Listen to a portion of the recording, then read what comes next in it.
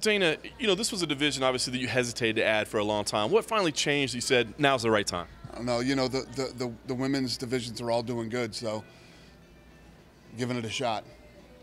I know that you've done this a lot, 26 times or so, but the fact that you're picking a future UFC champion, does that kind of add maybe some excitement or some importance to you to these tryout sessions? No, they're always exciting. I like, I like meeting up and coming people. I like seeing them fight. I like talking to them. So, no, it's all good.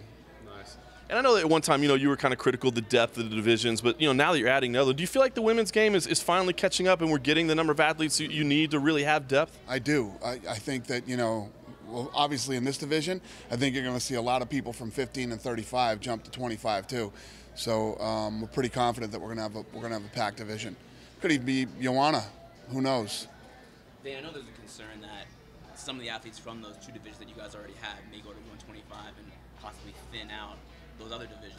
Is that a concern with this division? No, I was just saying, I expect it to happen, and we'll see how it all plays out. I think that there's enough talented women to make 3 good divisions. So we'll see if I'm right or wrong. How recently did this come together? Because it seems like you pretty recently, kind of. I was literally sitting at the office 2 weeks ago, whenever this thing, literally the day that I thought of it, it got out by accident because my staff put it out when they weren't supposed to. But I was literally sitting in the office and said, you know what?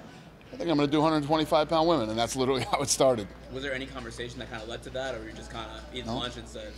That's literally exactly the way it went down, yes. Yeah. Can you talk a little bit about just the day today, like what you've seeing, if you're seeing a lot of talent, how it's going? Yeah, there's some girls here with some good records, some girls that are talented, and I just sat in for some of the interviews that I wanted to hear, and we got a couple of really good girls. For Brazil, we have, of course, a good talent.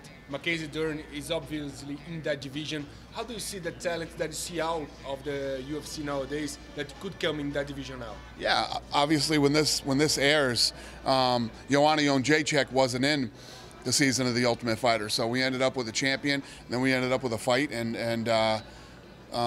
anything is possible. So just because you didn't make it onto this season doesn't mean that you might not be a world champion.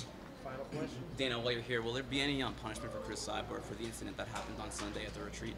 Yeah, so obviously we're looking more into that, and it's very serious, and we'll see what happens. This is a thing that the district attorney and the police are handling right now. So there's way more to that than just what am I thinking about it. Okay, guys. Cool. All right. Thanks, guys.